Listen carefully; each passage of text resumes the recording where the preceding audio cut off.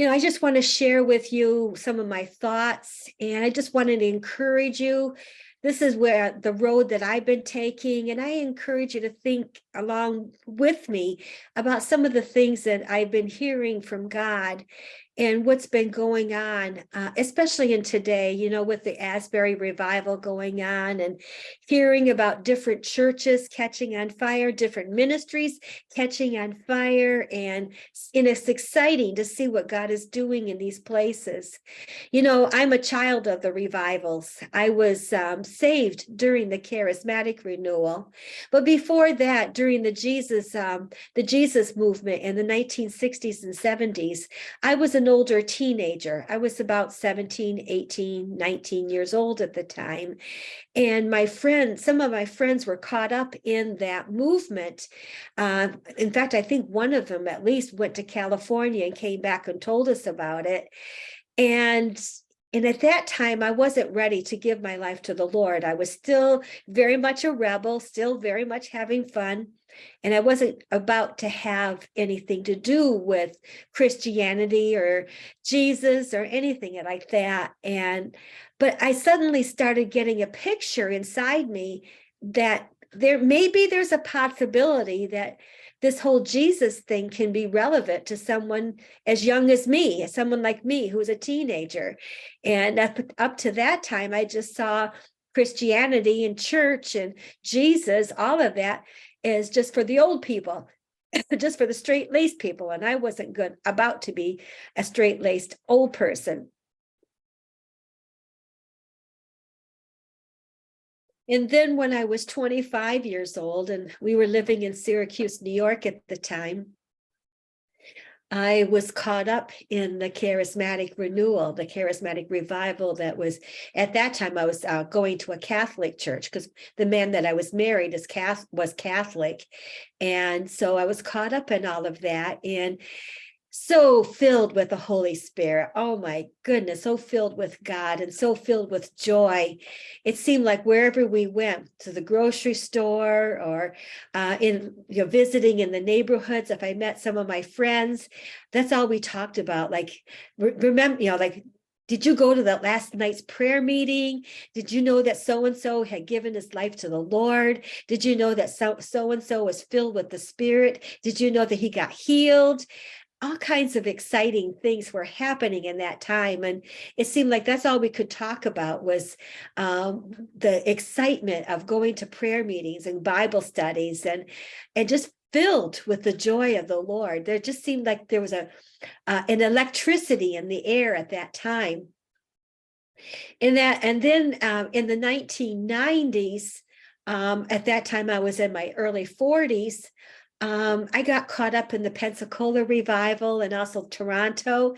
And I would, I was going to a church where the pastor and his wife were continually going down to Pensacola, Florida, and getting filled and filled and filled. And then they come back with all these videos, and we would pass the videos around, and we would sing the same songs that they sang. And there were little bitty sparks that would happen in the church, even though we didn't quite ignite like we wanted to. But we were just like, oh my gosh, this is so exciting. And I also went to Toronto a few times and just been, oh my gosh, it was just an exciting time. But between those years were years of dryness, years of just going through the motions, years of just reading my Bible faithfully every day, praying every day, and not quite feeling the excitement and the joy and the overflowing, the bubbling up from within me. It was and I desperately wanted that. I so desperately wanted to be filled again.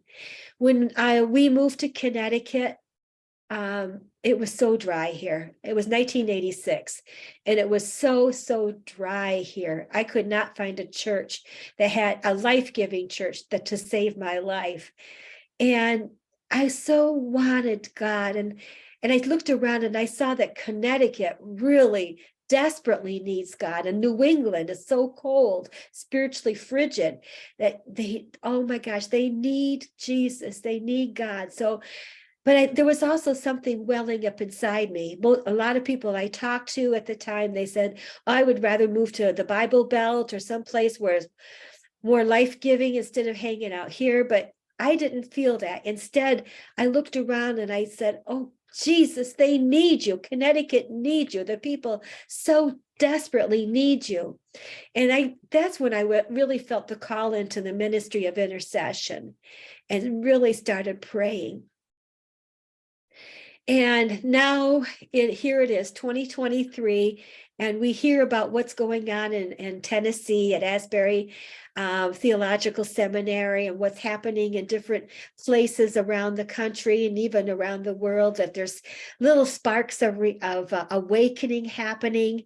And I just, and again, it's so easy to get in our car, to drive there, to go to revival.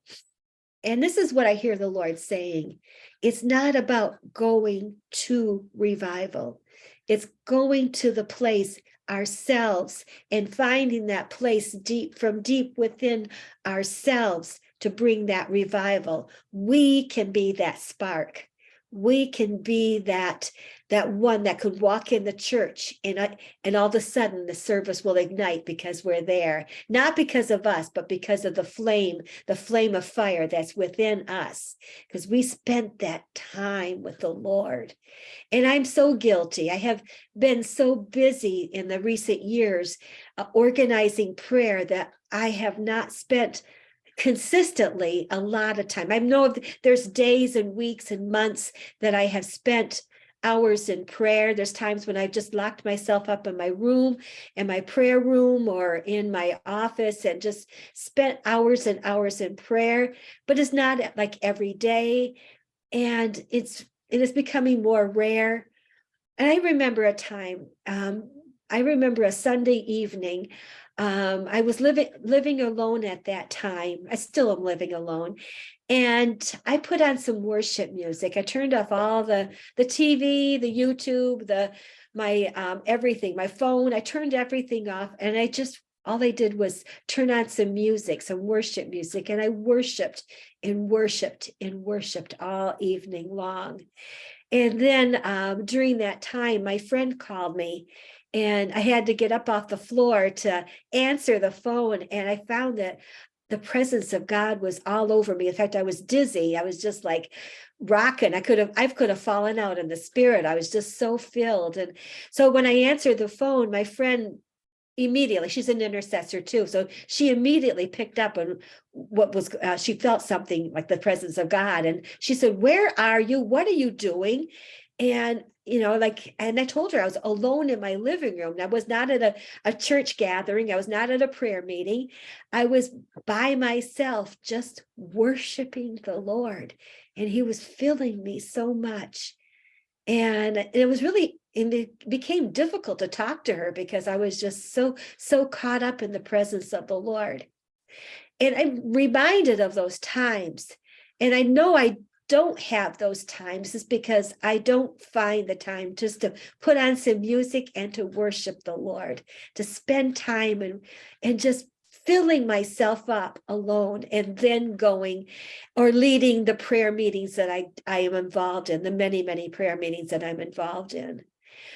So many of these prayer meetings that I host or I lead or I am part of. Some of them are really, really good, and the presence of God is all over the place. But then there are the others. and I know they're the others because I'm empty. I need to fill myself. I need to go into the tabernacle. I need to go in to the throne room of God and just allow myself to be filled and filled and filled. And so I just encourage you, as you're watching this, find some time. I know we all have busy lives. Some of us have family members we have to take care of. We have chores to do. There's the laundry, the cooking, or we have to prepare. If you're a pastor like me, you have to prepare your sermons, your teaching for the next class.